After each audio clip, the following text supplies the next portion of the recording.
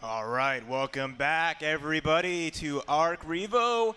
We are here for BB Tag Top 32 to Top 8. I'm Raph. I am Core. Welcome everyone once again. Thank you so much for sticking around. It's lovely to see the arena so packed for what I am sure will be just another wildly exciting Top 32.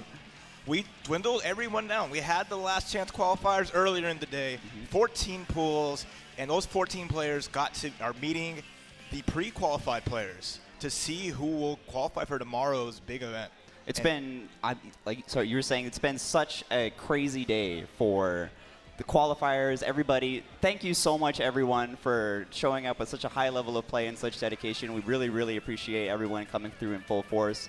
But, you know, not to delay, it looks like our competitors, Koji and Jan, are ready. And we, just as well, are excited to step into the first match of BB Tag Top 32. Let's go. We're starting with the #1 player in the ArcRevo rankings, kojiKOG. He came on a tear this year, winning pretty much every tournament that he has gone to in dominating fashion, with a big lead over the second place in seeding, Shinku.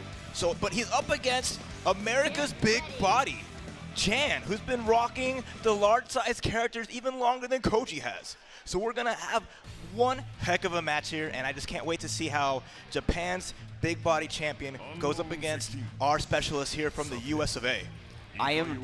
Jan has been almost legendary for the longest time. I've been a premier grapple player in the United States, and it's really, really exciting that we actually get to see this specific matchup, right? This mirror match, but it's between two players coming from completely different playing environments, and we're going to see them come to a head. All right, first blood, kojiKOG, just nice jump over. So you're going to see all the fun stuff. Oh, Jan with almost a happy birthday. Already starting it off. So it's just like the characters can fight each other so well because this is the stuff that they do to other characters. They have to deal with it. Jan, big damage coming out. There's no burst available. BB Tag, such a fast-paced game. So much damage already there. Big burst from kojiKOG with the command grab. Here we go. Looks like coming in, Koji. Oh, reversals out. But he got through. Getting the punish. Oh my lord, the response to the Magnatech there was such an amazing choice, but it looks like actually Jan coming into this situation with a bit of a lead. Waldstein is sitting in the back line with only about 20%. Meanwhile, Jan's tagger, though, full health. Full health. Full health. Getting some damage. Jan with the blocks. Up backs, I like that. Party time. Whoa. Oh, wow, wheel. I love the Magnatech wheel there again. It really looks like there's, the interplay between big bodies like this, they have the ability to whiff punish each other in neutral, and their answers are going to be equivalent, right? Because it's a mirror match, so. Got him! Took him! Jan going for a ride. It's going to be Waldstein for kojiKOG going down! Forced him to blow the meter, though, and that is one of the benefits of having a big body, is that it does take a ton of resources to close out a character's health bar. But it's the best part, too, because Jan having two big bodies on his own side. So it's just like, cool. I took all this work getting this character down, but now you got to fight two big characters yourself. Just the same, and that's so hard. Look at this damage here. Jan gonna get, okay, go for the reset. Looks like one more knockdown, but manages to catch him with a spark bolt. Now, Tager, even with, oh my god! Got him with the DP! Woke up with it! And then nice DP again. Jan is up backing. Yeah! Do it again! Yeah! Jan! Oh my god, the crowd just loving it! Oh. So already right there, we see quite a bit of posturing from both players, right? They're saying, welcome to my game. Yes. Jan just threw, what beats rock in RPS? A bigger rock. Bigger rock. He threw the biggest rock. With both hands, right? Just show up to the RPS and he's just throwing double. All right, Jan with the push block. Nice! Jan has these excellently timed 2Bs, right? Not only is it a great footsie normal for anti-airs, but it's so big on the ground that you're really, really likely to catch somebody with huge extended hurt boxes like these grappler characters. And what's so important is Koji used CC before he got hit, so Jan was able to get this full combo without worrying about burst. Okay, now Koji's turn to go back to the other corner. All right, what's going to be the setup after knockdown here? Nice DP from Jan. Again, yeah. A little less fear. I like it. Yes. Ooh, gets him. Brought him in. Is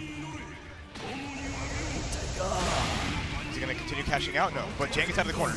That's big. Push block. Really interesting to see how this game is a little bit slower paced than the previous one, but both these characters are so explosive. All we need to see is one CC string, but again, Jan with that excellently timed 2B. And that double jump to make Koji's 2B with. He is thinking so far ahead right now and taking to the highest seeded player in ArcRevo. You know, it really seems here that Koji has a little bit more confidence in using cross combo, right? Yes. But, you know, see Jana making these amazing reads in neutral. It's really getting quite a lot of mileage, and I'm just really interested to see what Koji's got in the back line when it comes to these counter calls. No! Someone out there pressing the start button, wherever you are. I'm ashamed. So, guys, we can't actually, looks like we're going to get really quick advice from the TOs here. Nathan been doing a great job all day, by the way. Shout-outs to him for keeping the tournament down. Kind of an unfortunate way to start top 32, but, you know, it's the PS4 era. Yeah, I know. They didn't desync, and it happens. It's unfortunate, especially because the matches between the two take so long. They have so much life between them that you see the clock ticking down because of just how the big body matchup operates. So it's just like, it's even more so because the BBs can end really quickly. It's just not in this sense. This game is just, between these two characters, doesn't, as much damage as they do, it takes still forever. So you see, I know we talk a lot about stamina. like momentum and how important it is in fighting games. Yeah. But even like the sense of kind of tuning into the match, right? Having a flow of the biorhythm of what your opponent's doing and also your own energy, right? It's oh man, Koji is a little frustrated here. It sucks. I mean, both players, right? I mean, Jan's got the smirk on his face, and it's like he understands because that's. I'm assuming he understands. He knows how it goes. People don't desync, and you hit that button, and now Koji's trying to figure out because he's looking at like the life totals and thinking. I don't know what he's thinking. It's interesting. He's definitely a little afraid, but you know, moving into it, we got two professionals up on the stream deck, so I'm sure they have accounted for this in some way. Oh yeah, we'll see. I mean, they're used to playing the long, drawn-out battles at the very least, so their stamina is going to hold up. I mean, we got a bunch of games to play today, guys. There's so much left of even just BB Tag. And coming off of that high energy from Guilty Gear and CF having amazing top 32s, I'm really looking forward to what the qualifiers have to show. Because for so long, we've had qualifiers all year, right? All year, but now is finally the time that we're going to see these guys come to a head. Yep. It's huge because, I mean, this field of 32 killers, the best in the world, across the globe, every LCQ pool was just a bloodbath of amazing players. Yeah, for sure it was. Oh, barely big whip, and he gets the 2-for-1. Bogo Day here gets a little more damage, but nice. Wake up there for kojiKOG. Gonna bring him down and do his own CC here. Oh, whip, big whip. X out again, man. Jan with the presence of mind. Koji was expecting the 2H, the 2B, and he went for the 2A instead. Right. Oh my goodness. Koji is really, really on point with these 720s. And I mean, it's a great option, right? Because both of these characters, they want to be close to you, but that's also the power point of the opposing team. A little bit more patient and neutral here. There's a lot of resources to be burned by both players sitting on Resonance level 2. But Jan with the advantage when it comes to meter right now. Okay, what's the setup here? Nice push block there. Oh, the jump. Speed just sniping Tager's extended hand. It's got to be so frustrating trying to deal with these humongous normals, right? Because you're coming into it, and you're like, yeah, I can jump over this, and the wall just claws the entire sky. Ooh, gets hit. Oh, that's a punish, yeah. But at the very least, big body character, right? He might cash out. We'll see what Koji's decision is here. He's got health to spare, but, you know, there's plenty of opportunities here for a reset as well. Okay, there it is. Okay, DP knockdown. Oh. There it is. Empty jump, super. Taking him for a ride, and this time Koji's looking right in the driver's seat. Yep. Again with the sliver of health requiring the meter burn there, but, you know, whatever it takes to kill the Waldstein, honestly. Get that character out. That's the cornerstone of Team 40K. Into the sandwich here. Koji looking really confident, but wait, I like the response with DP. Punish. Here we go. Oh, no, didn't get enough vacuum in it. Dad, what you could do, I could do better. Answers with his own empty jump 720. Again, with just a little bit of help. Yeah. They never die. It takes so long. Oh my God, Waldstein went down. And Jan gets a hit. A Tager with the oh my God, that 4A was so good. Sitting on level 4 resonance here. He's going to have plenty of meter to do whatever he wants, but Jan actually... Watch your legs. Oh no. And there he go into Astro. Oh, Koji popping off. He gets him gives the crowd the finger and tot. And both players get a breather because they got to sit through Waldstein, go into space. And that's I agree, though. I agree. Don't even sit through it, right? Let And now Jan's smiling. He had that serious face, but now okay. You know, it's really nice to see more these the two really emotional players, right? Because you see it in their play. Koji's always laughing. He's always having fun. I remember when he first came to America, when I met him for the first time in America, he was just so ecstatic to play the game, right? And it's just something you love to see. Okay. Too high. Oh, wait a minute. Okay, had to burst out of there. And there goes Waldstein. The fastest he'll ever move. Right after TP, yeah. Let's get a hit. Immediate burst. And force Koji to waste a meter. You saw the EX trying to come out. Yeah, almost. We got the Tager theme too. Oh, there's the wedge. Catapult. Getting the anti-air. Jan not ready for it. It's going to be a lot of damage here. Into the cross combo. And, you know, this won't quite kill, but we are sitting in a situation that Koji, you know, earlier in the set, we saw Jan kind of play neutral more to his advantage, but Koji, not able to bait the burst there. Yeah. It was a little rough. Oh, gets to jump over. Gotta watch out. Because Cody, you know he's spinning. You know Cody's ready. Yeah, for sure. You know, I'm noticing, Raph, that both of these players really prefer to fight mirrors on point. It's Waldstein versus Waldstein, and it's Tager versus Tager. And I'm kind of curious, like, do they not like the Waldstein-Tager matchup? Well, it's one that, Waldstein versus Tager, that's definitely in Waldstein's favor versus the two characters. Just for the sheer fact of, like, you know, Wald being a character from Eunice, being able to cancel his sweep. So it's really good at beating out Sledge and just taking advantage of, you know, Waldstein just can't, or Tager can't move forward. That makes a lot of sense. Coming in here, Koji looking to set up this really nice sandwich situation into the active switch grab mix-up. Oh, pick drop. Party time. Ooh, no punish. You know, it really seems like this is happening. Oh, what a great starter. I like that. Cashing out before Resonance ends. The God Press. Got him. And once again, Got him. And that's still Resonance, because Resonance pauses during the super to get all this damage. And you're totally right about that. But still never enough. It's never enough. DP's gonna work. Yep. There's so much invul on Wild DP. Got over. Gets the hit. Oh, it's not over till it's over. Now, Koji is going to come out of this with a level 4 Resonance, so Jan needs to be extremely careful because he doesn't have that resource on his side to answer back. Yeah. So we'll see what he presses. He's going to go for it. There it is. DP. Okay, I respect that option. Oh, man, so scary. Oh, excellent block, and with the 720 once again, Koji showing that he has so much confidence when it comes to the grappling game, right? Oh, that was a big punish, too, because Jan committed to the 5C, and those overheads are, I mean, they're punishable sometimes, right? But a lot of them, like the Uni ones, they're still negative. There's going to be a situation where you have to choose. Do I take my turn? You know, do I choose to jump out? And it's in those moments that we're going to see kind of the priorities of the player when they make those decisions. Yeah. Man, Jan nodded his head. He's really getting into it. I love this version of Tager's theme because it just skips to the good part. It goes directly to the jams. You don't have to get through the intro. No, we're not waiting for no drum solo. Just all into it, just like Jan getting all into Koji right here. Knock him down. What's the mix-up? DP to beat DP, but Jan, because he did his first, got a punish. Yeah, recovers sooner, and they armor each other, canceling it out. Okay. Cash out. Yes, I like this. Bringing in Wald to get a safe jump afterwards and put that pressure to force Koji. How is he going to get his Tager out of here? Yeah, is he going to tag him, you know? Oh, that's all right, okay. Sorry, I meant safe jump just to have a setup, but Koji not afraid ever. Big DP gets punished. Nice. Both players seeming really willing to, you know, bet it all on DP, but that's kind of what you have to do in this matchup. They're huge bodies. They have a hard time avoiding them. And look at that punish. That claw just Waldstein being like, that's tight. Let me just hit that 5A.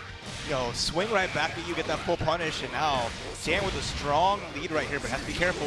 Oh! I love it. Excellent, excellent push block bait. That was extremely well done by Jan.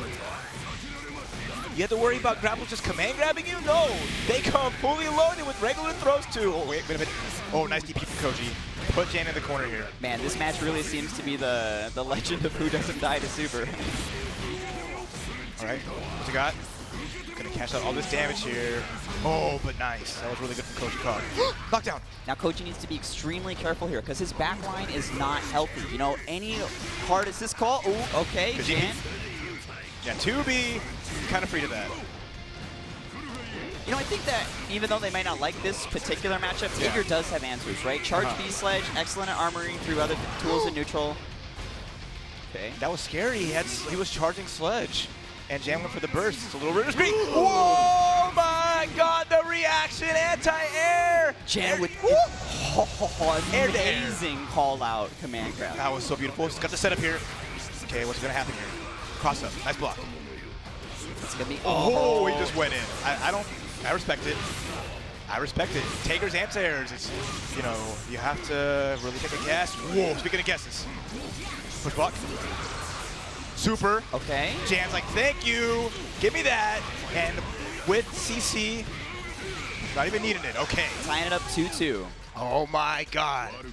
Our first match of top 32 here. There's already down to the wire. a little bit of a story in this, isn't there? Right? Like we had the disconnect, and we had Jan with that really early first round, a lot of confidence coming into it. But it's Koji actually who's coming back and making these big reads, and it's really shifted momentum either way very, very quickly.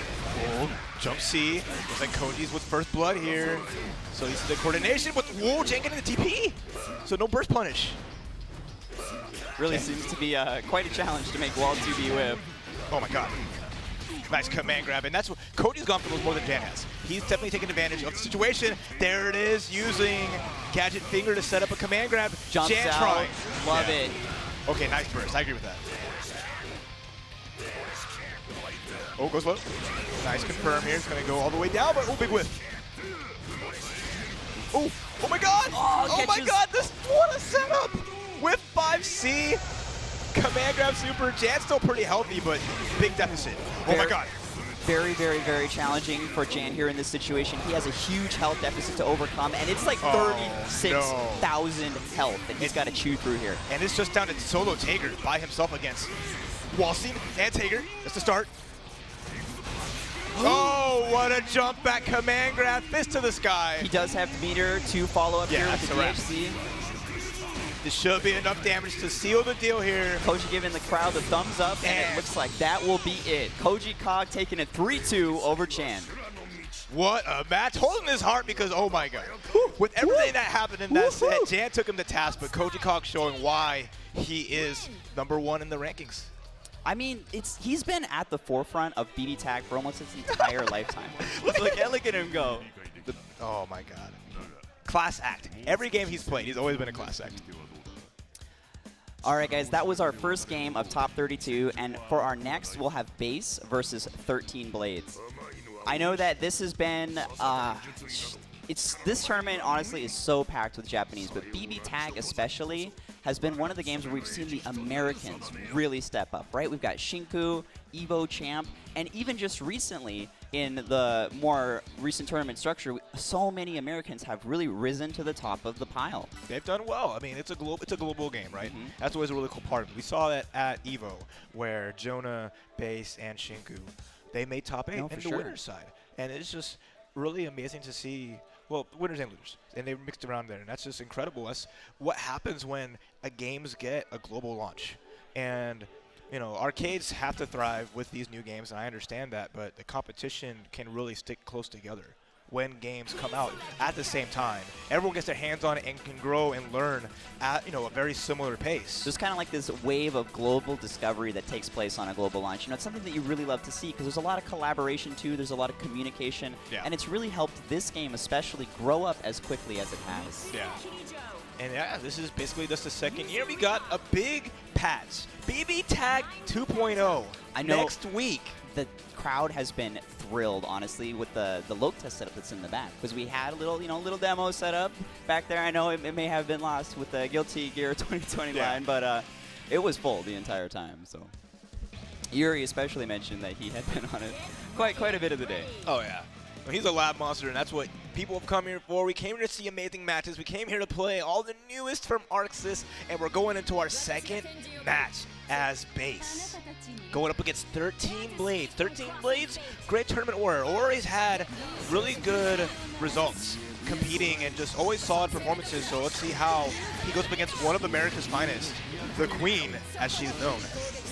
You know, Bace has always kind of repped Mitsuru, Yuzuriha, and it's been a strong team for its life. Yeah. But, you know, it kind of fell off a little bit recently. We started seeing a lot more 9. We started seeing a lot more Seth, a lot more Akihiko. Came around town. Yeah. I mean, it's always really strong, fundamentally, but it's just like that really popular team that people have figured out a little bit. But other teams started to like expand. Wow, I loved that sequence from 13 Blades. Not only did he have a really, really good meteor, but managed to beat the burst as well. That was so nice. Gonna go into double super. Gonna take out bases Mitsuru here. So let's talk about 13 Blades team.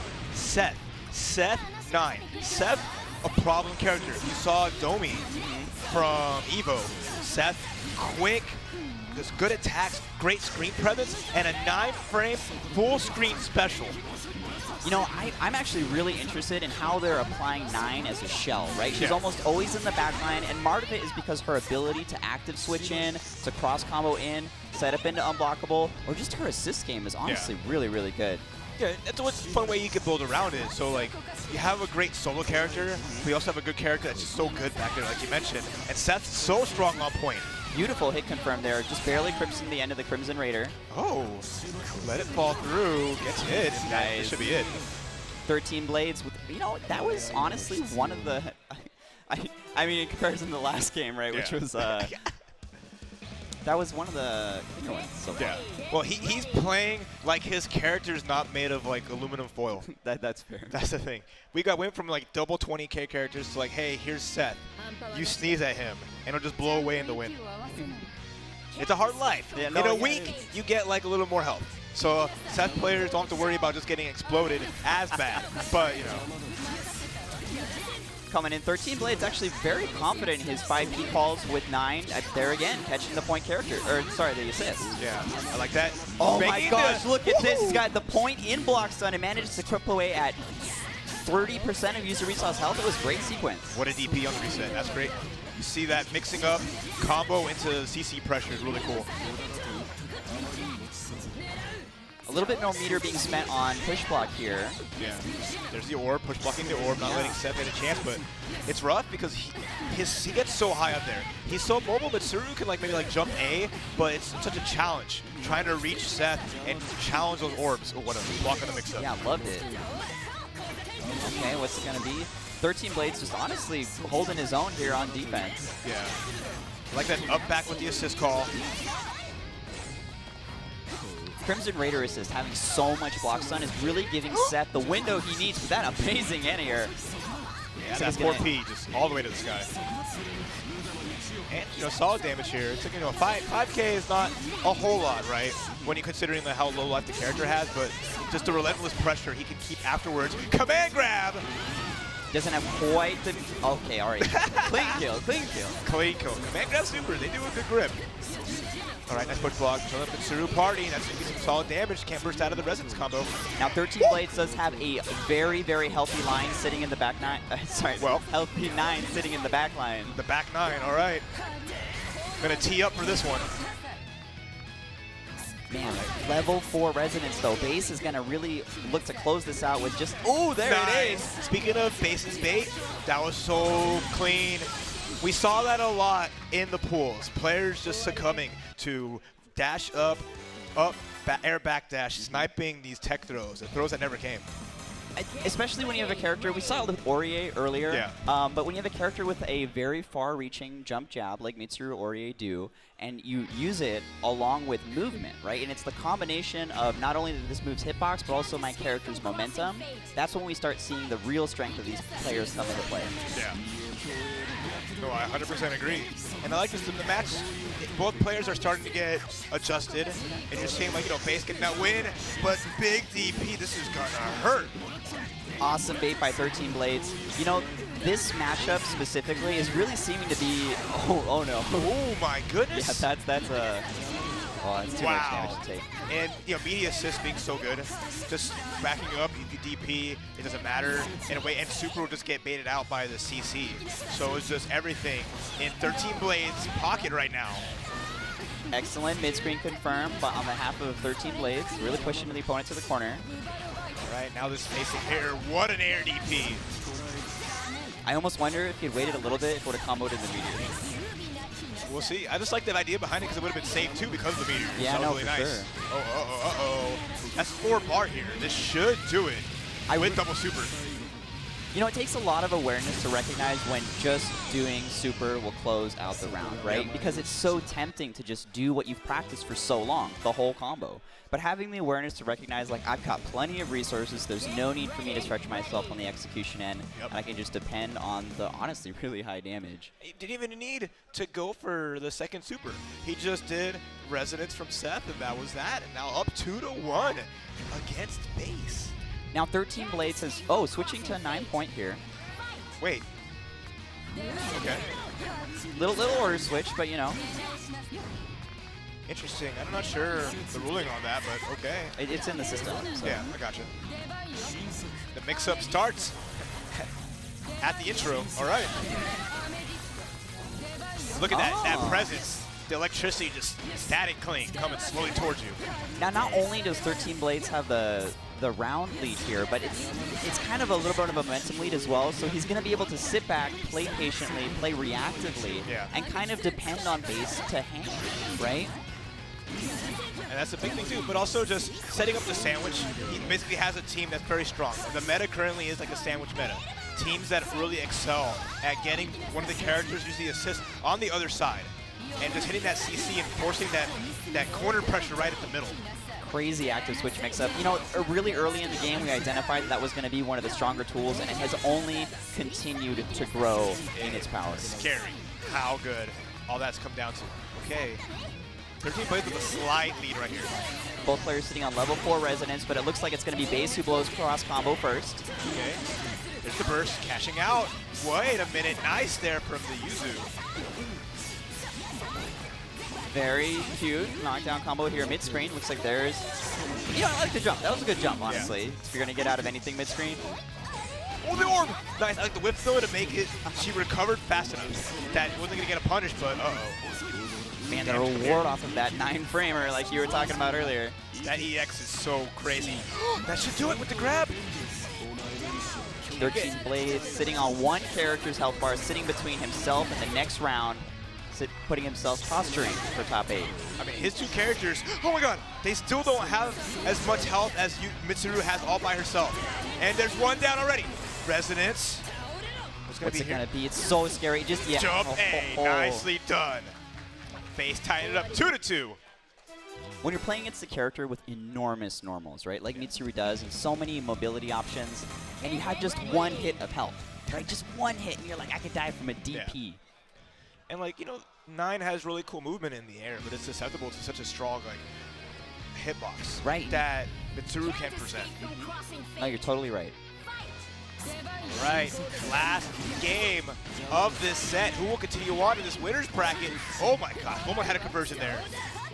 The screen is so stretched because both characters were just at the exact opposite ends. Cross combo does lock the current state of the screen positioning, and a lot of players have been using it to their advantage. Yeah. Because it kind of jails your opponent, you know, they can't run as far. And what I like is Bace's awareness right now. She's doing everything really well to avoid the orbs, to either evade them or make them disappear. So it's really good decision making and knowing when to get around it. But wait a minute.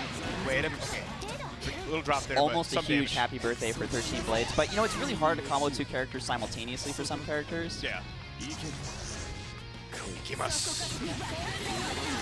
Oh, there's a mix-up. Nice blocks there, and great push block, too. Yeah, really well done on behalf of 13Blades surviving that cross-combo sequence. And I do want to bring attention to the fact that he's sitting on Resonance level 4 to Bace's level 2. Oh, burst to get out of the mix-up. I like that. Now we're playing another matchup. Ooh, voids it. Oh, counter hit sweep, though.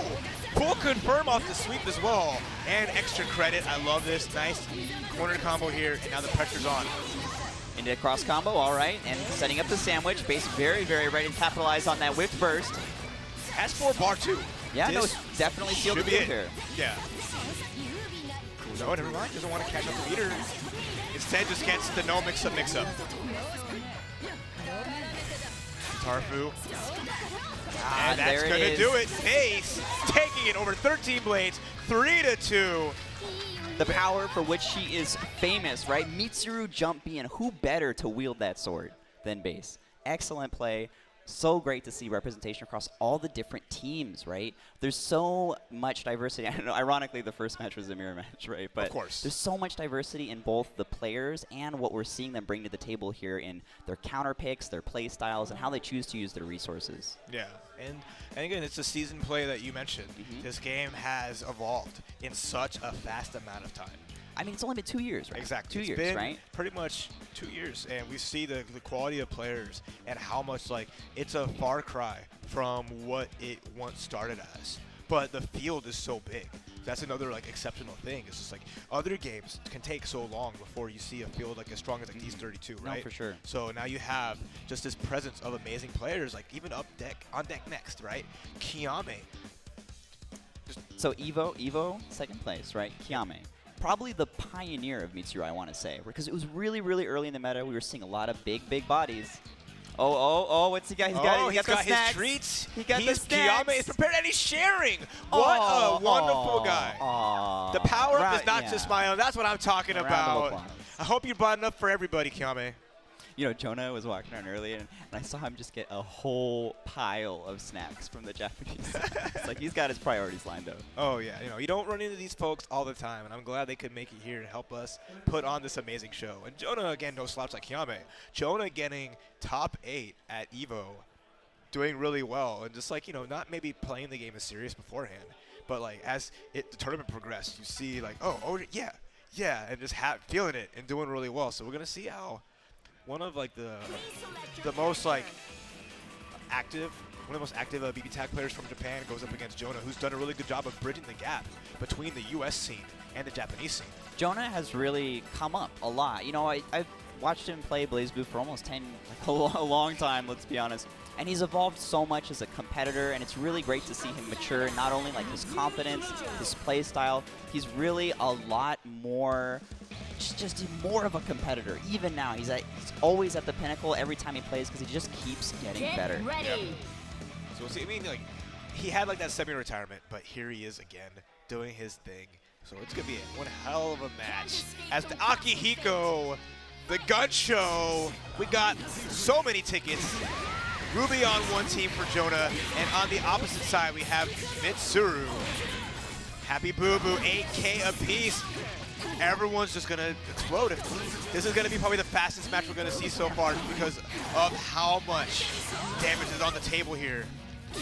I'm really interested in how they're going to apply their shells in different ways, because Mitsuru and Ruby both are extremely powerful, but they're powerful in different ways. They do it not quite enough, just a sliver left. Oh god, get out of here, Akihiko. Just literally stabbed him through his chest, sending him off the screen. And now both characters can't take a hit. Whoa, block the assault dive. Nice tech on the throw. Wow, what a blue beat confirmed. Man, what a quick game.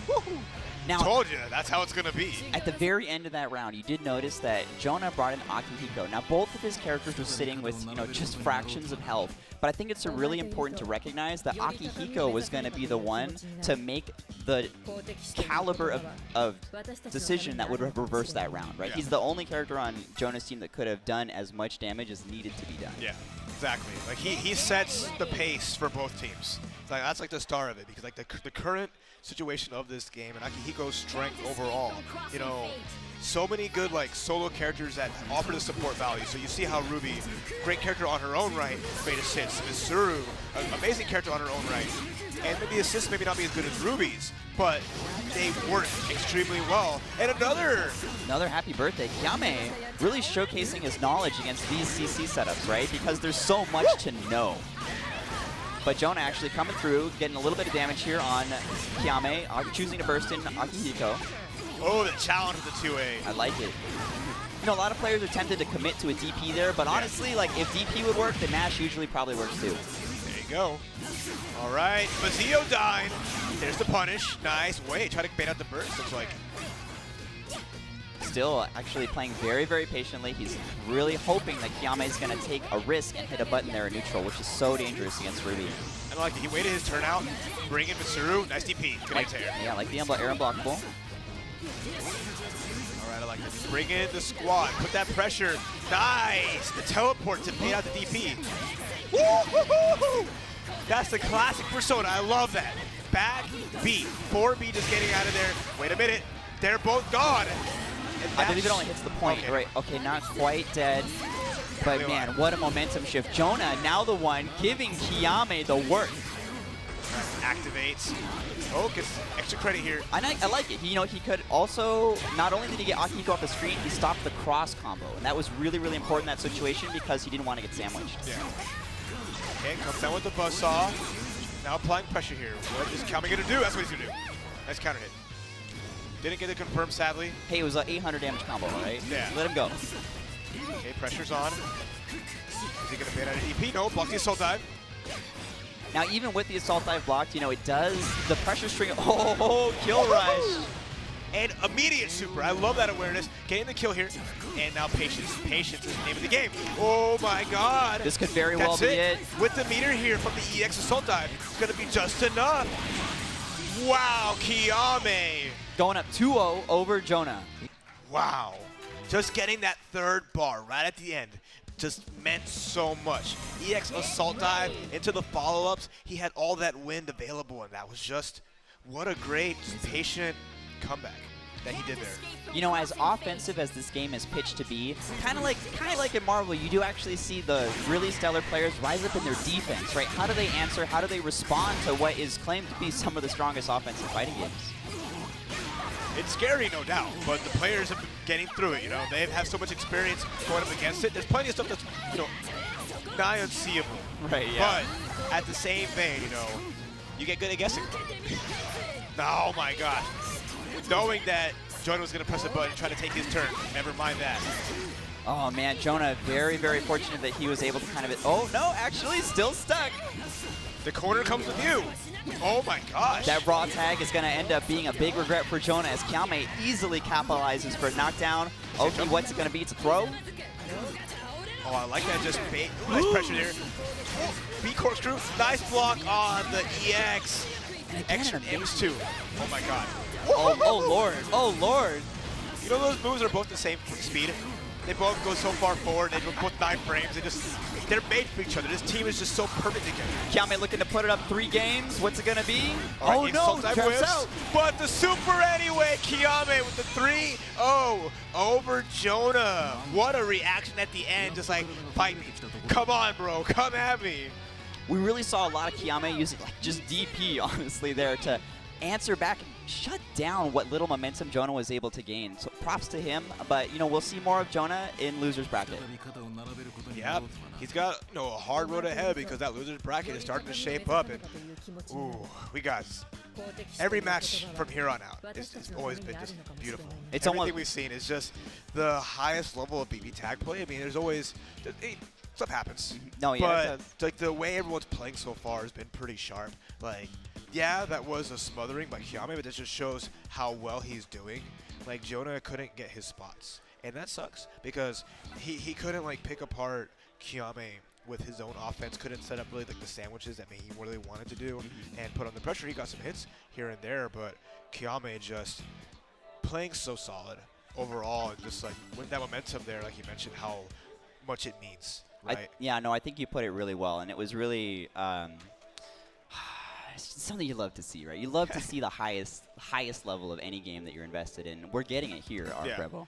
Because it could have turned either way. If Jona had the momentum, it could have been just the same situation. It's hard to look back, hindsight's 2020, but big match here. All right, guys, coming up. Yeah, Evo champion. Give it up for Crescent Shinku. And not to be, looked down upon from the East Coast, TempestRomeo. Give it up. So, Evo champ on the left, CEO champ on the right. Now, these guys have a little bit of a history, but I think almost more importantly, they're both recognized as figureheads of BB Tag here in America. They've been a part of the game since its inception, and they've really led the pack when it comes to not only tournament results, but also kind of proving what the metagame looks like, Yep, and doing it in their own way. That's the best part about it. From both players, you're going to see Shinku's trademark, Yang Xiaolong, repping the double Ruby team. He's got that on deck. TempestRomeo, Waldstein. They have a team that defines them. They're the only ones that have this at this level in the game. Shinku defined this team, Tempest defined this team, and now they're going to clash heads to see who will come out on top out of these specialists in their own unique way. You know, for so long, a lot of people were like trying Yang. They were like, she's cool, but I'm not sure. She has this and this and that. But it was Shinku who really said the things that she is good at, she is incontestable, right? He created the character. No, yeah, I think that's a fair statement. The character. And Tempest, has a lot of good teams, does really well across the board. Oh, good lord. Oh, what a block there from Shinku. Already out of the gate with this huge momentum shift, stealing the assist, stealing the burst, and already, right, 6K on the board. Looks like Ruby's going to be jumping in. Okay, nice block. Getting out of there. That's huge there. Shinku with a small lead to start out with, but look at Tempest go. Full screen pressure from Zio. And Narukami. Bringing him right back to the corner. Looks like shot. I mean, Shinku, though, great calls on those Ruby gun blasts. They're so huge. And the double shot as well. It's really difficult to jump over. Nice 5B. The Yang staple. 5B. It's got armor. It advances forward. It's so good. Here comes Waldstein. I have armor. You cannot stop Yang Xiaolong. Wow, that's actually a really good throw tech. You know, sometimes it's the little things, right? It's just the throw tech. That's what matters. Okay, what's it going to be? Jumping in. Nice. Shinku's out of there. Gets out of dodge. Punish. And gets almost had both. Wasn't quite able to secure the happy birthday, but, this is a respectable amount of damage. He's going to DHC. Get a safe jump. Yep. He didn't decide not to go in, so. And then Yahoo, here comes Ruby back on deck, letting Yang heal up.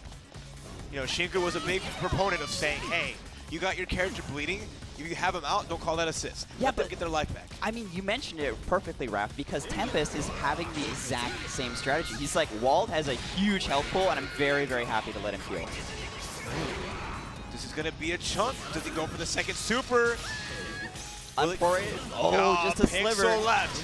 Oh, but nice Zio car. Calling out the hard tag. But now, Yang versus Waldstein. Man, look at this patience. I really, really am appreciating this patience from Tempest, but looks like Shinku going to secure the hit. It's going to go for max damage here, and he has the super available. Yep. Pulverizing fire. Just going to be enough damage with the DHC to seal it and take Waldstein out of the game. Now, Shinku does have just a fraction of health left on Ruby. He's got a pretty healthy Yang. Level 4 resonance from Tempest. Big grab. Uh-oh.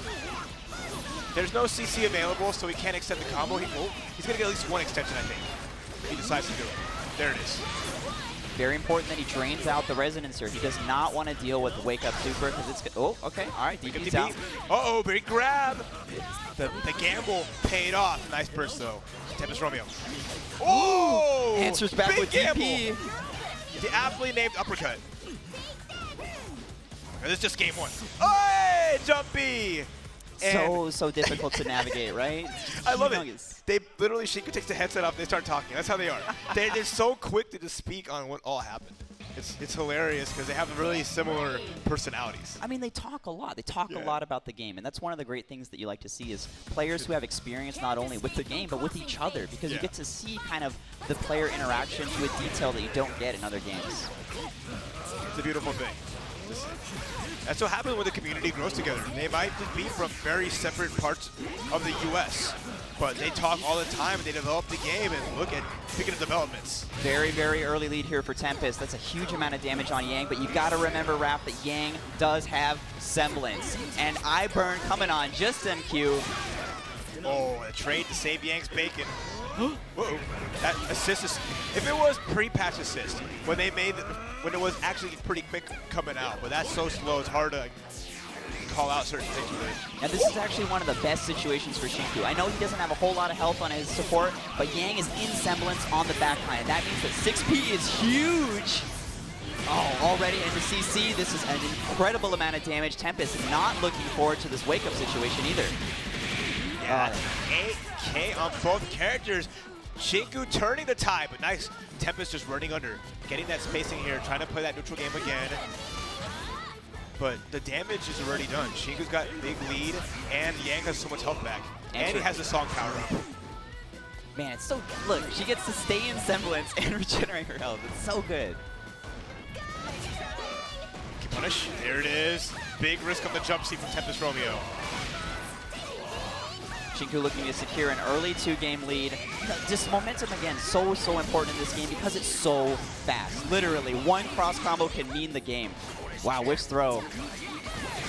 Oh, nice bottle rocket. Sniping Waldstein, and now Tempest again down to you, but hey, happy boo-boo. Coming in, he's only got a little bit of meter though. He needs to kind of focus on staying alive here because, man, Shinku coming out with Ruby. Great block on the jump C. Yep, gonna call that Yang assist. Has enough bar. This should end it here. I mean, even if it doesn't, this is a tall hill to climb. There we go. All right. Nice from Shinku. Going up 2-0 against Tempest. We're going to get both hydrating. Drink that water. That's what I'm talking about. It's hot in this venue, so they're making sure. We are in California. Yeah. Right? I mean, inside of buildings in California shouldn't reflect how the outside feels. It's the same.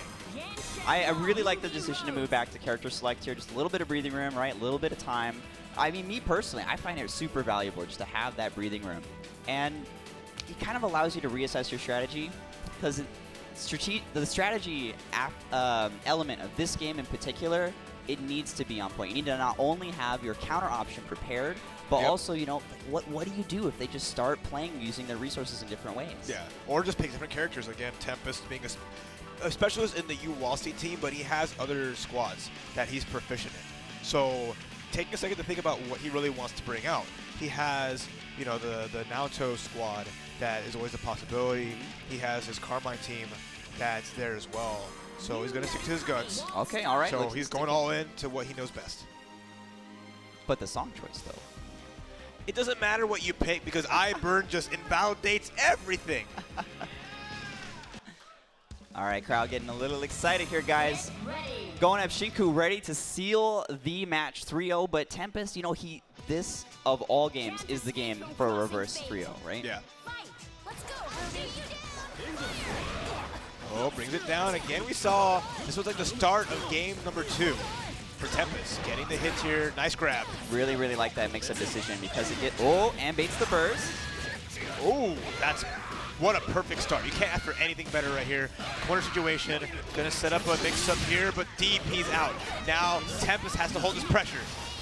Man, it really looks like that breather was exactly what Tempest was looking for. He's had the time to collect himself. He's landing his throws. He's blocking the mix-up. If he can just hold this, right? Hold him in the corner. Get rid of Ruby. Capitalize on what Narukami Waldstein is so good at. Waldstein's still a factor. He might be chilling. Okay, he tried to activate the assist from Waldstein, but he got popped immediately. Woo! Woo! What a jump cancel. Oh, man, the late 2B chain. That was sick. Oh, that was... Okay, close. A nice patience there. I like that from Tempest, just running forward and waiting it out. There is a danger here, though, because in this game, you can't just be waiting, right? There's so much to be done in the offensive aspect, and you need to really play your hand at all times. And again, now look at Shinku's got the slight lead here. Oh, my goodness. That will be dead Waldstein. Oh, and burst again. Narukami out. Your meter gone. All down to Waldstein. Popping that resonance in the sandwich, though. What flavor we get of the pressure here from Shinku? Wild that he actually survived that entire sequence and out with a 5C to boot. What's it gonna be? Oh, with their command grab, trying to get... Oh, my goodness. That's gonna do it here. Shinku, if he continues and hits the full combo, that should be a wrap. What a great command grab active switch. 3-0. Crescent Shinku advances on over TempestRomeo. Give it up for your Evo champ making his mark here at ArcRevo. Nice, polite, respectful handshake. You know, you love to see it, right? They're boys. They're boys. Like I said. They are. But when you're on stage, that goes out the window. Only one person can advance in this winner's side, but Tempest has got to fight it out in the losers now. So speaking of advancement, it looks like our next game is going to be Tomorelo versus Noble. Noble, Carmine, and Tomorelo. Just another super solid player. We saw him at Evo Japan doing a lot of good work. And just, you know, I can't say how often, if he's gone to the United States, this might be like his first time here. I think a lot of these players for BB Tag, it's like, I know like kojiKOG and Fenritti, you see him all the time. Kyamei always come and visit to play. But between these two, I might be their first times here competing on U.S. soil. So not only did they travel all this way here, you know, they got to kind of fight each other. But And how it goes, the top 32, the way it's seeded, it's a toss-up of who you're going to get from those points, how that goes out. Now, maybe you know better than IRAF, but this is going to be the first time I've personally seen Carmine all day, actually. Okay. Yeah, no, he was such a popular character when he came out. He was, very, very powerful when it came to offense, damage, confirms. But since the patch, he's kind of gotten a little bit more risky, higher health costs on his specials. Yeah. And, it's a really, really dangerous game to play. High reward, high risk, and he's the epitome of that. Yeah. And that's always, like, the hard part of it is because, like, I mean, it has a lot of value, but like that sacrifice just became like too much for a lot of people, like you mentioned with the health loss. So, and even then, like the pressure when it comes to like attacking and the offense isn't as strong as like some other characters. So that sure the damage is really high, but like securing those hits, right? It can be trickier than most. Yeah, I mean, there's always a challenge in what your character excels at and what they're challenged by. Yeah. But that's one of the beautiful things about team games is that we can cover those weaknesses and not only just like, oh, this is the puzzle piece that fits in the slot, you can actually actively choose how you want to solve problems by what character you pick. And that's something that, like, you don't really get in non-team games. Yep. Like, sometimes there's a lot of versatility in your special moves or your normals, but having a whole extra characters options to pick from, it's really cool. So we're going to see how their dynamics work out. I love it because, Tomorelo, my player, stuck through with my BBCF and running with her here. The only my player you're ever going to see at this level. So that's what I love to see from here. It's just, really cool teams. Carmine, Vatista, Akihiko, Mai Natsume. I know, right? It's so cool how you can see any character pop up and you're like, yeah, he probably knows what he's doing. Of course. Actually, I said, at the level that we're at right now, how long time has passed, everyone's just like, it's become a part of them. They've gone past the hurdles that might have initially been there, and they've really shaped their teams into what it is. Now, Vatista is a very, very popular character, but we haven't seen a whole lot of her because she does have matchups that she struggles in.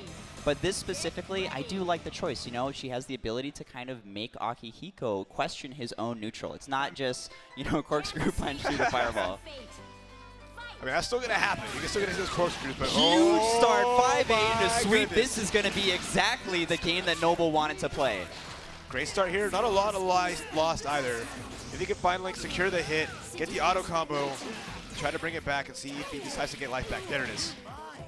That's a grip too. Very nice. Yeah, into the auto combo, into the cross up. Okay. And the super punish on the burst. Very nice. Everything's looking all Noble right now. TSURUGI, Tomorelo hoping to answer back. I mean, Mai does have great options, but again, Noble catching with a Vatista 5P. It's really quite clean in those calls. Oh, and Mai, before she even got a chance to play, out of there. It's all done at Akihiko. Level 1 residence. It's going to be a huge comeback and a mountain he has to climb. Especially when you consider Batista's just chilling. Oh my god. Okay, all right. I mean, that's one way to... Oh, he catches the TRM on the push block. That was something we didn't really see a lot in the early, the genesis of BB Tag, but since the meta has shifted really, really closely to sandwiches, the answer to sandwich is something that we're going to see a lot more of. Right. EX laser, but never mind. Gets a quick hit there. Game 1, Noble. 136 game seconds left on the clock. Hey, look at that. Akihiko on the screen. No matter how it goes, it's going to be a quick match, even if he's the one losing. Quick rematch as well. Players, stay focused. Yeah. Trying to stay in the game. Can't waste any time. That's just how it goes. Some people just want to keep the momentum going for them. They want to have that mindset of like, I don't see like a lot of Japanese players freezing the other person. They just usually go back into it. At least from what I see. Really like that 5A catching the landing recovery there.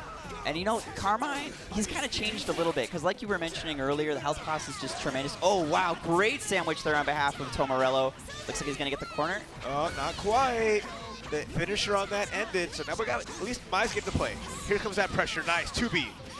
The classic. You're really afraid to lose Carmine in a situation like that, especially because he's kind of the cornerstone of the team, but again, it incites the burst. So being prepared with the counter call there is something that Tomorelo, you got to give him props. He was really ready for it. What pressure here. Gets a hit with the EX. This is going to be a good chunk of damage. Noble has to kind of wait it out too. Can't burst with that assist available. Burst out. Oh, wow, blocks the 4P, but actually gets frame trapped right after the assist call. Looks like Noble going to lose Vatista shell here. There's down, now down to Carmine. Into the sandwich, chooses to answer back with Resonance, and then DP, air unblockabling the point character. You see how active that is, how long that lingers out. Even though he double jumped, he still fell into it. So Tomorelo getting hit, this is big. That was probably the biggest confirm that you're going to see all day from Carmine, guys. Oh, man, just barely drops it. But you know what? He's still in a good position. He's got EX, he's got puddles, he's got enough health to spare, and bar, a little bit of bar, you know, enough. Oh, wow, hitting the front side, landing in the back. But the active switch combo here should be close. Okay. Oh, I baits the throw. Okay. Oh, wait, he left him alive. He can get his life back. He just needs to get some slaps. He might not have resonance, but he just has to get that auto combo. Ah. Really, really like Tomorelo's confidence there. We saw Noble throw out the pinwheel, right? But Tomorelo was ready with the forward dash, and that's really the best option because since in the recent patch the move was slowed down, you can't quite jail into it as effectively as you were in the previous version. Yep. So good on him for recognizing that. And then just having the awareness to go for the throw to beat the push block. No, for sure. Right there, and now just tying it up. Here we go. Early cross combo call on behalf of Noble, but you know, kind of getting Vatista out of there. Oh, here we go. I like what I'm seeing here as Noble, get him in the corner, toss him out, but what's he going to do after this? The classic setup, I like that. Deuce does choose to jump out, but you know, getting hit by, oh man, it was almost the perfectly clean bait, but. Hopped a little too far forward. So Tomorelo taking advantage of that, keep fighting out, and you know, taking advantage of the fact that Carmine lost a lot of life. He keeps getting tagged too because he keeps calling the assist. So this is just hurting Noble as time goes on. And Noble has been doing a really good job of answering back in neutral with Vatista 5P, but now he's got that character on point, so the team does function quite a bit differently. Coming in, it looks like Noble hoping to put Tomorelo back into the corner. He really wants to get Carmine out, right? He's looking for an active switch here so he can press his offense game, but Tomorelo's not really giving him the chance because he's holding onto his resources and really, really waiting for that assist call, I think. What a good block there. Just overall, like Noble just being very strong in defense. Now blocked the jump C. Ooh, got out of dodge, and nice. That assist from Vatista, just top assist in the game. You know, one of the best. One of the things that we see a lot in this game is the super jump or double jump and then assist call to beat the anti-air, and it's something that Tomorelo has been using to great effect. So, all right, answers back with DP. Okay, my assist coming through is going to get extended. I like that. CC into 4P, trying to get more damage off of it. Oh, still forced to block the super. Okay, but you know, there we go, into the punish. Tomorelo one character away from going up 2-1 in this set. What a mix-up! Right after the resonance just catching on the cross-up, and nice and clean from Tomorelo going up 2-1. Man, Kill Rush, such a good assist. So good, because like, if they block it, you say, thank you, right? Thank you for blocking this move. I get to do whatever I want. Jump in, empty low, you know, whatever it may be. But at the same time, if you get hit by it, you're dead. You're dead, right? So that's the fear that a team like this puts in you, man. It's just between corkscrews and kill rushes, between assault dives and all these great starters. He had, honestly, like the best starter, a lot of the best starters in the game for the amount of damage that you get from each one. Oh yeah, for sure. You know, one thing I want to bring up is we see a lot of Akihikos do corkscrew punch at ground start, and it's because you're tempting them to jump, right? And then with the cross combo call, you've set up an early sandwich. So it's kind of a game where you're damned if you do, you're damned if you don't. Oh, answers back with throw. Yeah, with the 2A, gets grabbed right out of it for the throw counter here. And yeah, Akihiko bleeding right at the super. I love that decision. Man, cashing out not quite. Oh, there it is. Okay. All right, now it's Noble's game right here. Shaping it really well after losing 2 straight. He's taking it to Tomorelo. Noble really playing to the advantage of Batista's huge rain on turn normals, right? Getting that far range sweep. And this momentum shift is something that, you know, we see. But level 1 resonance for Tomorelo. He's going to wake up. He's not going to have all the meter in the world. Meanwhile, Noble so confidently leading into this knockdown situation. He's got plenty of puddles, plenty of meter. Eating all this extra damage, a little bit of life left, but now it's, oh my god, it's hard. That could have been a run, that could have been a throw. They have the same animation on startup, but whatever the case, 2-2 here as both players down to the wire. Just how amazing this has been so far, but neither shook. They both have great game faces. They're both just so fucking locked in right now. Match What will be point the final for match between these three. Yeah, two. TSURUGI, Tomorelo, and SPB Noble going in here. Now, there's been a lot of changes in the way they've approached the neutral game, but I honestly feel like it's really going to be who lands the first hit, as if that wasn't the legacy of tag, right? Okay, I like that. Just jump it up and call in the Mai. Let her rush in and start trying to make some magic happen. You scared with a voice actor. That was an amazing jump. That was so, so good. And burning the resources, getting out of the situation, and now putting himself in an advantage where he can capitalize on his opponent's whiff, right? Speaking of whiffs. Yeah, there it is. Forced to throw out, and gets the punish. With Assault Dive 2 with the amount of meter that Tomorelo has right now. Okay, AK punishes. There it is. Now that's the downside sometimes of having a DP that's so, so good is you do become reliant on it. And in a game like this where the pressure is on this stage, you're going to be tempted. So good on Noble for, oh man, I think he's dead. Yeah, that no, I was dead. And the pop off there, Tomorelo. Big ups to him, taking it 3-2 with a convincing final game, advancing, and just remarkable. And he plays pad too. How often do you see Japanese pad players? You know, it was a rarity originally, right? Like 10 years ago, I'd have been like, what is that, right? But BB Tag is a console game, right? So it forced a little bit of adaptation on their community that we wouldn't normally see here in America. So, I mean, it is on arcades at the moment too, so they can play it there as well. So it's always really nice that that's expanded in that sense. But like the big thing is just whatever weapon you have. Whatever does the job. You rock with it, and that's always fun to see. Like everyone, not even just Americans or Japanese players, but Europe and South America, Africa, however, just everyone. There's something for everybody nowadays. The rap. Look at this match. Look at this match. Look at this match. We have CAG Fenritti versus Kyamei. This is huge. Oh, so Fenritti started off with some BB Tag. So let's talk about Fenritti. Right. I mean, amazing player across the board in pretty much every game he touches. He picked up a little bit of BB Tag early to try it out, but didn't really follow through with the game. You didn't really see him really competing at tournaments or doing anything with it. But then later on this year, you see Fenritti really expanding into the series. He's always been a big player in BBCF, arguably the best player of that game for so long. But now branching out, not just into the other games out there, but here at BB Tag making waves and qualifying out of the LCQ. He came in here not qualifying. He came in here like so many others, worked his way up here, and now going up against a person who was pre-qualified for a long time, who has such a big history in BB Tag. It'll be really fun to see how this matchup goes, as Fenritti has only gone immensely stronger. Thank you. Yeah, thank you, guys. Fenritti. Thank you. Yeah. Well done. Round of applause, guys, for the D-Sig. Thank you. All right, this is going to be big. Fenritti versus Kyamei. I mean, this is definitely a pace setter match, right? Because both of these players have been recognized for so long. We don't even need to talk about it because you guys know who these are, right? It's Fenritti and it's Kyamei. But they've both wielded Mitsuru to great effect. Again, with different shells here, we've got Yuzuriha for Fenritti and Akihiko for Kyamei. Both choosing for the mirror match, though, at round start here. Here we go, give it up. This is going to be a big one, y'all. I hope you're excited as I am. I have been so looking forward to this weekend, honestly, because the list of competitors just keeps getting better. It's been amazing from every perspective, and just at this point, it's just as the field gets thinner, the skill only gets higher. No, for sure. All right, round start. Pressure is on. Fenritti. Oh no, because he used his CC, he has no way out of this. Watch this damage. Set up. Oh my goodness, liver, body. He's dead. He's completely dead.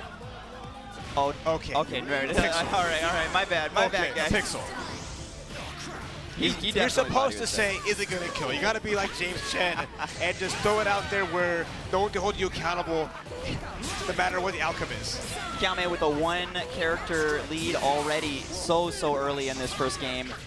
Looks like that clean hit on the Mitsuru jump in as well, hoping to tie it out. Okay, enters back with resonance, all right. Oh, great anti-air. Kyamei, full cylinders, out the gate, ready for anything.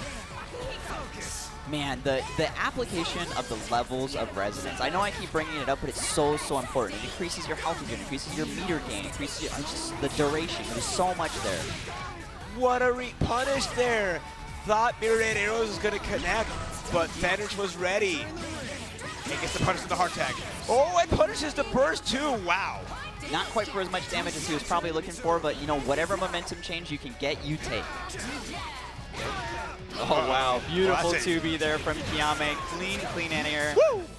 Try to go sneaky, knowing that he had no meter to get his assault time. Just try to get a reset to the grab. Ah. 9 frames, baby. So that 9-frame punch. Just, so fast. And then it wall bounces too, right? So it's not like you're like, how do I combo off this? It's like, let me walk up and get whatever I want real quick.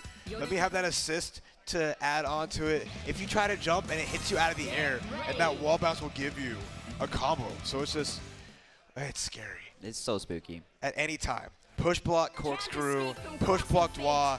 These characters, they take advantage of the system extremely well. You know, it's great that you mentioned that actually, because Mitsuru as well, having Kudwa, those moves, even if you push block them, they leave the character right next to you. So it still opens up opportunities for cross combo. Kyamei again with an early lead. Oh man, and Mitsuru. What? He never stops. He has put the gas down all the way. His foot has like broken through the floor of his car. Like, no one can go faster than him right now. He burned the entire tank. He's speedrunning the tournament right now. Look at him go. Wow. He literally speedrun. Look how far. Look at it. Never go backwards, only go forwards. Oh, and catches the jump there with the jab. Excellently done. Oh my goodness. What a confirm here with the 3-bar. Yep. Gonna put the mirror out. Poofadine. Kyamei 2-0. Showing Fenritti how it's done. Definitely making a statement there with these really fast games. I'm having a hard time keeping up myself. That's tag for you. We saw some slobber knockers. We saw some slow-paced action, but here, Kyamei's like looking at his phone like, okay, what am I doing next? What do I got next on my schedule? Who am I hanging out with when we're finished here? Fenritti has to make something count. He's not out of it if he loses, but this is to get into winner's top 8. You know, sometimes I wonder if there's ever actually notes in the notepad or if it's just like, do your best. All right, Fenritti actually is the one with the hit confirm at the beginning of the round for once. How's that? Keep the pressure going. Very fortunate that clashed, actually. If it had whiffed, that would have been dead Akihiko. Okay, other side. It just shows you how good 2B is of Akihiko. Nice, just getting that 50-50, going into the jump B, instant overhead, and the extension here, I like that. Goes Where is it? Okay. Straight back in. Oh, actually really well done by Kyamei there with the push block to get out. Oh, sorry, Fenritti. Yeah, and a great counter hit confirmed too. Throwing that counter hit, get the dwa into 2B. Very nice combo here. Focus, liver, body. I know one of the challenges the Yuzuriha players always bring up is how hard it is to combo into super. So, you know, the ability to close out might make a little bit of a difference here. Okay, here's a start. We got these nice mid-screen confirms. Does have assist as well if he needs it. There it is. Nice. Evil has fallen. The darkness has finally been lifted, and the light will be shining through. But can Fenritti close out on Kyamei's Mitsuru? Looks like Fenritti actually jamming out of the pressure string there, and I mean, there's such an uphill battle here. Really, honestly, a comeback at this point. You hear Yuzu calling it. Nuh-uh. Okay, try to double EX dwa. Not quite working out. Into the sandwich. Nice TP. Called out. Oh, the punish. I don't know, 5C came out. Fenritti taking advantage of the big whip and has the meter to seal it here. And gets one on the board. This is the momentum that can start the road that Fenritti needs to go to make it through. I saw a lot of different gameplay decisions there by both players, actually. You know, normally when somebody's playing so far ahead like Fenritti, that Kyamei is, you don't really tend to see a ton of adaptation. But these guys, they're absolutely at the pinnacle, right? I know we talk a lot about the simultaneous strength of both scenes, but these guys have been winning tournaments in Japan for how long? For how long? Oh man, Fenritti is looking pretty solid here. Going under the 5A with the 2C. Such a good awareness, knowing his own character to a T. Rising jumpy again from Fenritti. Really looking to seal the deal. He can't let Akihiko out because this will happen, right? Overhead into overhead. Big damage here. The big threat has come, but nice. And he already destroyed. What was that? You do 6P, making it all happen. I really like that 4-piece assist call because if he had hit a button during the cross combo, it would have caught the assist. So it's a great counterplay option. But again, good on Kyamei for not following up. Into the crash knockdown. Roll the chase down. Oh my gosh, that was almost super dope. What a mix-up! On the backwards air dash, getting the punish on the burst. Has meter for the EX assault dive. And has wait, did not use it. Oh my gosh, both players sitting on level 4 resonance, but Kyamei with a bit of a health lead. Okay, push button corkscrew. EX corkscrew. Keeping it safe as possible now. Fenritti is down just to his Mitsuru. Pops the resonance on. Oh, that's going to be it. Kyamei. DP. Kyamei has qualified. Make some noise, to borrow from Tasty Steve, as Kyamei gets to top 8 on the winner's side over Fenritti. I love how he throws his hands up, right? You just love it. When so much emotion present in the face of the players, so much energy coming out from these games. Just basking in it, feeding off of it. Players have been playing all year long, striving to get as many points as possible, striving to qualify, not to make it here in the first place. Because no one wanted to fight in LCQs. No one wanted to deal with the dice roll of what you're going to get, what pool you're going to have to face. And even then, there was like the dice roll of who are you going to face in the 32-person bracket. I mean, at the end of the day, Raph, you're going to have to play everybody if you want to win the tournament, right? Yep. Whether it be an LCQ, in top 32, or top 8, really glad that we were able to see these guys specifically come to the table with everything that they have to offer. Oh, yeah, no. That's this weekend to a T. That's what it's been, and it's cool because everyone has like the breaks between it. If you look at like the schedule, there's 3 games. The games don't overlap against each other. They're run at different times, so like now the Guilty Gear players have plenty of time to chill. But before that, during Exeter, the BB Tag players were just like, we're just warming up. We're not stressed. We know when we have to play, but we're not like playing all day long. We're just playing in these small blocks. No, or just playing in the one block if you had already qualified, which is the luxury you had if you won one of the qualifying tournaments. All right, guys, looks like up next we're going to have SSNO kojiKOG versus bace in another qualifying game. It's big. And this is really cool, too, because bace is one of the players that qualified via points. She was the U.S. qualifier traveling as hard as she did to get it just so she could skip that first bracket, but now she's up against a huge threat. She's had a hard one against KOJiBlades, and she made it past that. But kojiKOG, we've seen what he's done so far. It's hard to say how this goes, but this is a kojiKOG's favorite as a whole. No, I definitely think you're right in that there's so much momentum coming out of Koji, right? You saw how much energy he had coming out of that last game with Jan, and he's led the pack for how long in points, non-regardless, right? I don't think anyone's ever taken him down from that top spot, and he's just been a scourge every which way, making everybody hate big bodies. As people hate grapples already. No one likes getting command grabs. I can look at the crowd, and 90% of them don't want to deal with any of that. Now, at the same time, though, this is the team, the base's team, is the team that was almost developed to fight Koji's team. Koji, for so long, was tearing up Japan with the big bodies, and it wasn't until really Kyamei came on the board with Mitsuru, Yuzuriha, and started cleaning up all the tournaments. That we might actually see quite an uphill battle from Koji trying to overcome the dominating range of base's team. We'll see. But I mean, Koji, he's unique in the sense that his hits, he makes everything that he does matters so much. When he gets all these little confirms or these different hits, he has such good awareness of it. But base's defense is insane. You can hopefully see it. Oh, what an active switch. She can do such a great job just having amazing block, getting out of the scariest situations with nary a scratch. look at this. Bace already with so many great calls, burning that cross combo from Koji really early, surviving the offensive structure, and now coming out. He does have a lot of health to chew through, but his team is so good at doing it. Gets the clip. Nice block on the jumping B, but gets caught low with the 2A. And just literal corner pressure. Watch your ankles. Tatarf was low, and nice. Gets to confirm on Tager here. Yeah, catching the raw tag. Nice. Speaking of defense, both players doing an amazing job of it. Koji getting opened up. Oh, there's both happy characters. Birthday. This is scary. Tager, out of the two, the better character at hitting the happy birthday. Oh, what's going to be? Barely missing the assist there. Nice jumpy. Again with the Clean. jumpy from Bace. Yeah. All right, she is coming in hot. Doing a good job. There's the mix-up with the jump C. Active switch, as always, coming through as the premier choice. That's big. A statement has been made. Bace taking the first game against kojiKOG.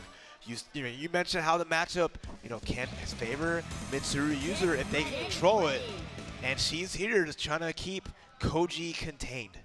I mean, there's so many things that play into playing big bodies, and a lot of it is depending on your opponent to kind of fall in line with your reads. All Bace really needs to do here, stick to low commitment options, right? Stick to a solid, clean, patient, calm strategy, and it's gonna work out. You see it there, throwing out the Marin Karen, trying to put out full screen presence, forcing Koji to move forward. A lot of resources being spent here by Koji. He wants to end. Oh, man. Made the hardest of reads and getting punished for it here, as Bace is going to get a clean confirm. Now we saw Bace to great effect, playing with that patient application. Oh, and Bace the burst as well. That's 5V, too good. Great all-purpose tool. It was a combo normally there, but has an upper body info to beat those bursts out. Yeah, it does. Now you see here that Koji is very, very dependent on spending almost all of his resources to overcome. Wow, that 2B counter hit. Look at that. Oh, I think it's a cross-up as well. Nice throw, beat out the 2B, and nice jump beat. Here we go. Scott Meter here is going to go double super to end it. Nice. Losing out on Waldstein. Koji coming in with about half health on Tager. 5 bars, Residence level 3. Bace, though, so much on deck. And 2C, 2 hits with the active switch. Clean confirm, gets the extension, gonna cash out here. Bum, bum, bum. Oh, Mirror. Okay, all right. And I like that, just putting full screen, having this distance here. Cross up, jump A. Oh my gosh. And dash A, that was nuts. Bace so confident coming into game 3 here. I mean, 2-0 lead Koji, immediate rematch. He's ready to get back into it. Oh yeah, he's always fighting. He's always ready for a scrap. Always fighting. I mean, who's he gonna counterpick with? I know, Right? right? This is his team. There's nothing else that he can do here. But Bace, Birdman hand rub, she's ready. She's trying to run away with it and get this top 8 winner spot on deck.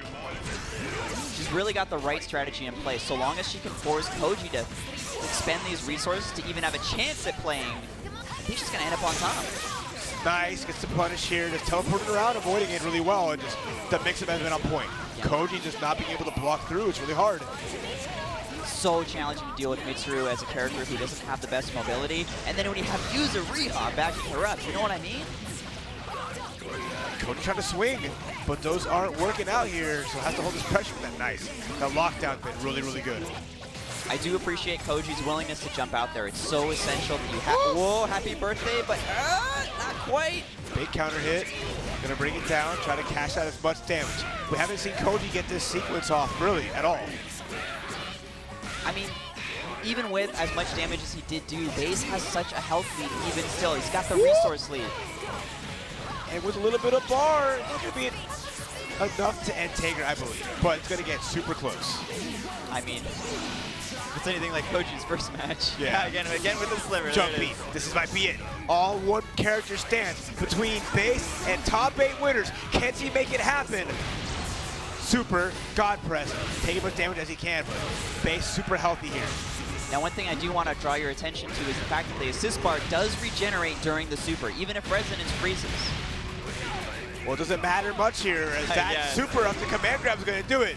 kojiKOG looking better than he has in any game so far. But Bace, no slouch. Here comes Yuzu. Dash forward. Dang! The bait! on the 2B, looking mad clean. The stance can't get out of that though. That was still resonance. Oh my goodness. Clean hit. Oh this my should gosh. be it. Right into super. kojiKOG staying alive here in the winner's side. Oh my there he is, God. little head nod, acknowledgement, right? Waldstein is the problem. Waldstein is that character that you want to kill first. He's the one that you want to remove from the picture here because Tager's not going to have that big comeback factor as big as Waldstein's going to have. Now, in a lot of team games, you have access to like a snapback type mechanic, but BlazBlue cross-tag battle has kind of shifted the attention of how you want to apply that thought process. And oh my gosh, that was a really good cross combo. Oh, confirm off of that jump too. C. Nice, nicely done. 2-3, pressure's on. I really like how Koji, though, is answering back against Yuzuriha's stance, because he's either forcing him to block or coming in with command grab. And you need to really play your hand in situations like that, or else he's going to run all over you. He gets hit. Oh, counter hit. Can he make it happen? Yes, that jump C elevates enough. Punish? No, not quite. Bace, a lot of health to be spent, but Koji tapping out. He wants to see Waldstein get healthy again. Reject, mix up. Just getting hit on the same side. The no mix up. Really good for Bace here. Getting back to Yuzu. Let Mitsuru heal up. All right, he's going to need to survive this sequence. It's so dangerous, even with his health lead. Nope, can't do that. This is big. Tager's going to go down here. One super. And again, it's just Waldstein left here as two characters are on deck. Sandwich, CC. Bace so dominant in this neutral game, so dominant in this cross combo setup. Really not a whole lot Koji can do. He's grasping at straws, hoping to overcome Yuzuriha and Mitsuru. And Bace at the pinnacle of neutral here. There we go. Bace does it 3-1. People just jumping on stage as reckless as possible. LV, big hugs. Give it up. Bace qualifying top 8 winner side at ArcRevo. Man, I see Yeshi in the crowd getting hyped. Look at you. The squad feeling so good. Shinku, top 8. Bace, top 8 winners. Kyamei, top 8 winners. All these players sealing the deal, getting ready to come tomorrow to find out who will be the champion. No, for sure. Now, actually, in our next game is one that we've been looking forward to I've personally been looking forward to for a long time because I haven't seen a whole lot of him. Fame 96 from PHE versus SPB Noble. Now, Fame was kind of a breakout hero at the beginning of American BB Tag, right? That tragic second place, at the first Evo. But he's kept playing the game, and he's never stopped. No, he's not. No, he's been about it ever since that first kind of launch event for him in this franchise, and I gotta say, he's only improved. And that's a big thing. And he's switched teams. He's lapped so many other characters and really grown as a player. And always just been really solid. I mean, in this tournament, right, he fought Shinku first round. He lost to Shinku in winner's side. And look how far he's come since that first loss he took in top 32. Make it all the way here with one match left against Noble to see who will be the one of the loser's side top 8 qualifiers. I believe this might be the last match of this top 32. So I don't know who the other players who are qualifying are, but I'm sure we'll see him tomorrow. Yeah, we'll see. And all of you who are at home are going to see, because tomorrow is going to be a big, big, big day. For so many reasons. I'm really looking forward to all the top 8s from every single community. And I gotta say, normally when you go to a major, it's kind of like a waning and waxing of the crowd as the communities come back and forth. But that's the really beautiful thing about ArcRevo 2019 is the same community across every game that's being represented. It's the ArcSys players. It's an event that was kind of built for them. And ArcSys came through in spades with their preparation, their setups, everything that we're able to provide, and the community as well, showcasing their dedication, paying for plane tickets. The stadium is full. And good reason. Here we have big match time. Noble versus Fame. Here we go. Who will make top 8 on losers? Hakumen? Hakumen Merkava. One of his favorite squads. He's put so much time into this. He's prepping for his boy Susanoo. Less than a week. He said, just give me 2 days with Susanoo. and you're going to see what happens. Merkava, Susanoo, just wait till the squad gets in my hand, and it's going to be ridiculous. There's no better feeling than playing both of your mains at the same time from different franchises, right? And that's one of the really appealing parts of BB tags. You can do exactly that. It's kind of like a fantasy fighter. You literally get to draft the players, the characters that you've been playing for so long and play them in tandem. All right, game faces on. Game 1. Nice grab right to the active switch into 5C. I like that. Just getting a quick hit, getting the full screen, and that's perfect for Merkava, who has the normals and the range to really take it to Carmine. There's so much here that Merkava has to offer the game, and Fame is really the one who's kind of been the star of the show for that character. He's really led the pack in terms of revolutionizing how it's applied in this specific format. Yeah, him and Dora really the forefront of the Merc players, and now you see Fame just putting on that pressure, putting Noble in the corner here, and just he started with the later one mix-up, going for the throws, seeing how Noble responds. Oh wait, Noble getting a hit, getting a chance with the drop. You know, what's the answer there, Raph? Because you start jumping, you start push blocking, you know, what's going to be the response? But that's going to allow Fame, oh wow, double hit on the super there. I love that Merkava was behind her, and he gets just sucked into, he's such a log boy. Wow, gets sniped right out of the air. Now, the Vatista assist actually from Noble is something that we're going to be seeing a lot of because Merkava is so happy at the top of the screen, right? But that laser coming up at that perfect 45-degree angle is a great counterplay tool. Okay, sandwich time. Nice blocks on that active switch mix-up here. Oh, I love that. Countering the projectile, making that not a problem. So Fame ready with the matchup knowledge too. Really good. You know, Hakumen really comes into this game as the complete package. He retains so many of the things that made it become really, really cool in BlazBlue, the core game. And he just brings like his ability to cut projectiles with his sword. He still has all his dashes, and there we go, using it to great effect. Fame coming in here, blowing the cross combo. Cat's caught low, right into super here. Still alive with just a sliver, but the jump C. Wow, actually really interesting there. The Shinku was so long in its duration that the first punishment. That's going to be good.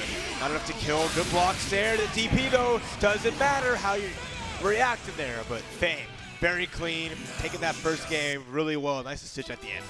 So good, just knowing, active switching so well, and just forcing. We saw that a lot, like at the first Evo for this, where it was just like. It was like Lightning Car, active switch, right? Yeah. EX-Zeal, active switch. But like baiting DPs with it. Seeing, oh, a DP's here, active switch. You hit the point character, it don't matter. The second character's coming up right behind, getting that full damage. No, for sure. Like, there's so much risk involved playing defense when it comes to how you want a reversal. But now, all right, Noble's starting the party here. Really, really good recognition by Fame there, knowing that he has the ability to jump out. I mean, there's Hakumen actually a pretty healthy character, right? A lot of health to chip through. And Merkava is so good at running away, so good at dictating the pace of the neutral game. I think we're really going to see Noble kind of playing from the back foot, but the response is that Carmine, at all times, has the ability to capitalize off hits. You know, this is one of those teams that's going to get a plethora of them, and, I mean, he can really make them count. Wow, really, really good use of the command counter dash there. Yeah, keeping it going. Got Hakumen in the corner here. I mean, remember, Hakumen, the character, is like, his reversal's a counter, right? The risk of trying to get out, not gonna have like the fastest buttons, so he has to really hold a lot of this pressure here as it continues on. Now, as dominant as Noble was looking in that sequence, he did blow through everything. He spent all his meter, all his assist gauge. Fame really knew that all he needed to do was wait it out, and he'd be presented with an opportunity just like this one to reverse momentum. Merkava is so good at establishing himself in the offensive structure, and to boot Hakumen in the back line, Shipru one of the best assists. So dangerous for Noble here. Oh my God, Noble blocked everything. Blocked the jump C's, blocks a 2B, got a throw counter after all that. He earned that grab. No, he deserved it from all his amazing defense there in that sequence, and then Merk getting touched. That was a scary, nasty cross-up. I mean, he has, okay, he's just going to go for the full target combo, forcing out the resonance. Big DP. Get off me. Gets out. Ow, indeed. English Carmine never change. He's going to have new lines, too. That's even the better part. Wow, she fit a 4P in that spacing even. Okay. EX pinwheel. Oh, nice touch. I love that decision. Jumping up into it with Carmine, calling the 4P, blocking, you know, Fame trying to hit him, right? No, for sure, yeah. But then that 4P just perfectly right behind, sniping. That's like shades of like Shuba Garath from Marvel 3, where like the laser just comes up and you're like, oh, I'm fine. Nope. There is no spot on the screen. It's like that you're okay. Yeah, right. Now, Vatista actually has so many assists that are good in this matchup, right? She's got ball, she's got laser, and her 5P recently buffed in the new patch. So good for hit confirming and calling out these neutral situations. This projectile war. Yeah. Merkava 6P, I mean, it's so good. Shoots out 3 projectiles, and he's off the ground too. Now being able to cut the projectiles, so Fame has a good game plan when it comes to trying to combat. Really like that air-to-air from Noble, and again with the 4P to capitalize off the hit confirm. Fame choosing to spend a lot of meter push blocking out, actually. You see him spending it on EX Fireball from Merkava, push block. You know, he's really proactive about it, where Noble's kind of hanging on to it a little bit more. Nice burst. Again with the push block, yeah, there it is. Look how much life. All of Carmine's red health is all from him fighting. He hasn't really got touched once. He's just swinging, throwing out all this blood, and here we go. Every time, Fame is not letting him get a chance to start an auto combo. Never getting a chance to recover that life. You know, a lot of people would say that Hakumen struggles against zoners, but Fame is really showcasing why he selected this character. He has the ability to cut the projectiles, you can hard tag if you want, bring in Merkava. There's so much. Oh, what on the reversal action, beating the super. Oh, speaking of supers, get out of here, but what an active switch. And to grab, I like it. Doesn't have meter to really end anything, but nice DP to loved call it, out the burst. loved it. Okay, Jump C. Oh, that kick. Good for Fame. Just needs one more solid hit here to take Carmine out. Oh wait, but never mind, Batista's out. Managed to catch the assist call there. Oh, big DP. I mean, at this point, with the level 4 resonance. I mean, he's going to get almost all that red health back so long as he can stay alive for even just a small amount of time. Noble there checking the Hakumen assist, you know, kind of poking him with the low, making sure nothing comes out of that cross combo. And now's the time to spend the meter, right? Everything that he picked up from that resonance, oh man. It's going to give him the ability to capitalize in situations like that. That was nice. Again, nice save jump. Big DP. Fame not having any of that. Has level 4 on his own. Oh, a DP again. Who do you think you're fighting? Do you think it's going to be your turn? No, it's not. 2-1.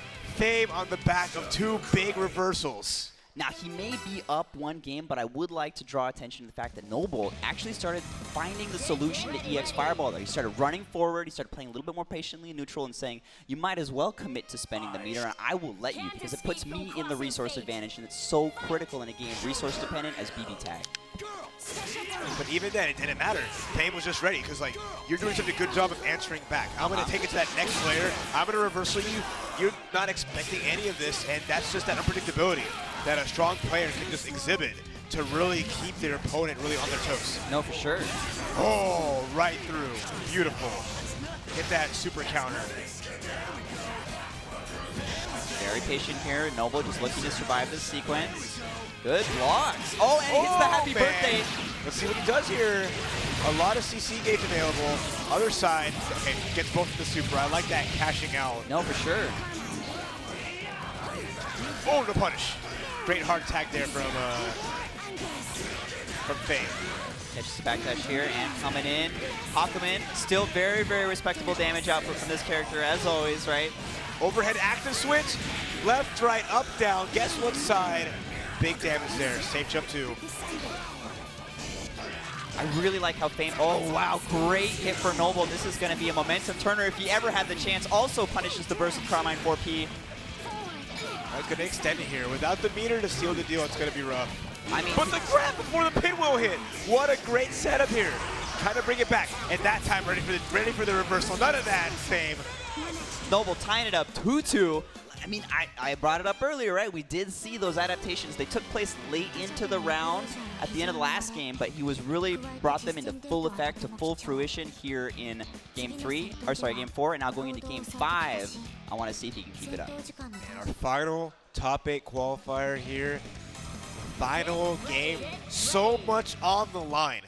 Can Noble, representing SPB, make it after his loss in his first top 8 qualifier against Tomorelo? Can he make it happen against PAG Fame 96? Let's go! Oh man, so clean here. Neutral from Fame. He really wants to play patient. It was so effective in the first couple sets. He just needs to make Noble commit, right? Woo! He made him commit. He had the burst, the swoop, avoided it entirely. Oh my god, look at this damage. Fully charged. She's gone. Erased. This character does not exist anymore. Carmine getting blessed. Noble down to his last ability to make anything happen. Carmine's gonna have to pop resonance. Near perfect on deck, but Shinku on the back line. Okay, Oh, huge DP there, hitting both characters. The X-Pin wheel gets hit. Is he gonna confirm out of here? Combo. Yes! Yes. The 4P. With an up beater. That's gonna be it. Fame 96 qual. Wait, he does it. He makes it. And Noble has been eliminated from ArcRevo. PAG Fame 96, folks. Give it up for your final qualifier of the night. That's what I'm talking about. Good stuff to Fame, showing that the threat that he is throughout the entirety of BB Tag's life, he's not going anywhere. And the big hugs from the squad. The other Bace qualifiers. and Shinku qualifying as well, showing a lot of love here. Good stuff to everybody who competed to make it this far. And, I mean, what can I say? It's just been a blast to watch all these matches, and it's not over yet. These are all matches that could be grand finals. No, for at sure. Any tournament, right? They could have been the grand finals for ArcRevo, but now we're seeing, you know, so much on the line from everybody. The bar has been set incredibly high for tomorrow, not only in BB Tag, but in all of our upcoming top Yes. 8s. You know, honestly, if I could spend the entire day just watching finals, like if I could fly out to just watch finals of one tournament, I am about it for tomorrow, Sunday. It's gonna be so good. It's gonna be so good. And look at quick, just the winner side. We saw Kyamei made it to top 8 winners. Shinku, Bace, and Tomorelo. So that's really cool. I mean, we saw Fame. You can see the rest of the bracket. I'm not sure who else qualified out of losers, but those will be the players who will be competing for the crown and The money, right? that's yeah. right. All right, Raph, as always, it has been a stellar time commentating with you. Looking forward to what you bring to the table tomorrow. Hey, it's a new day. A lot of amazing matches. We're starting tomorrow with BlazBlue Central Fiction, so please, you know, be on the lookout. Follow the Arc System Works Twitch, so you're ready when things go live here for our final day at ArcRevo. But for tonight, that's going to be it. Thank you all for watching. Thank you, Core, for all the fun. Thank you, Raph, for having me. Y'all take care. Have a great See you night, tomorrow. folks.